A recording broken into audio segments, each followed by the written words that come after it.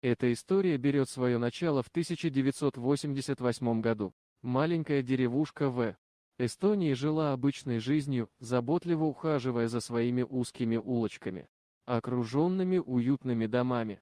Жители деревни знали друг друга, помогали в трудные времена и праздновали веселые праздники вместе. Но однажды произошло нечто загадочное и ужасное.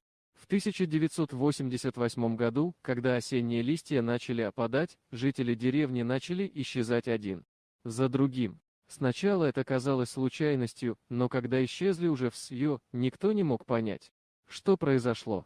Родственники начали массово обращаться в полицию и писать заявления о пропаже, но даже тщательное расследование не принесло никаких результатов. Деревня стала пустым призраком своего прошлого, а тайна исчезновения жителей осталась неразгаданной.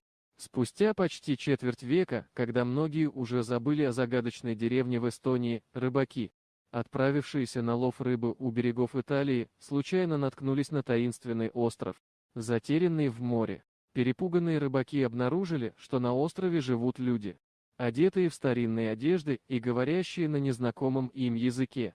Как выяснилось позже, эти люди были выжившими из той самой деревни в Эстонии, которая исчезла в 1988 году. Они рассказали свою историю смутно, словно запутавшись во времени.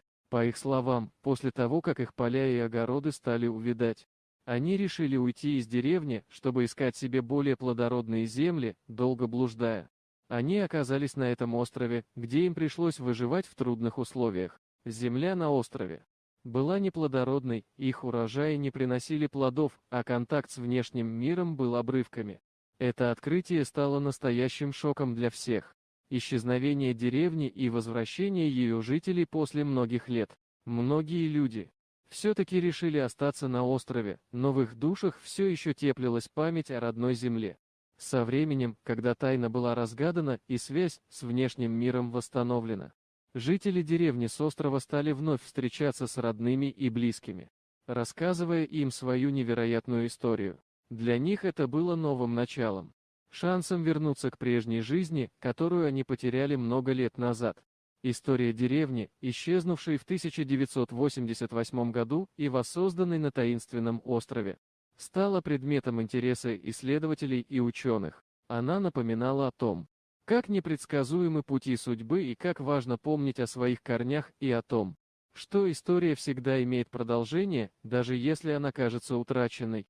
Вот такая удивительная история. Дорогие друзья, если вам понравилось видео, поставьте лайк, а также подписывайтесь на канал, где найдете еще много интересного. Дорогие друзья, если вам понравилось видео, поставьте лайк, а также подписывайтесь на канал, где найдете еще много интересного.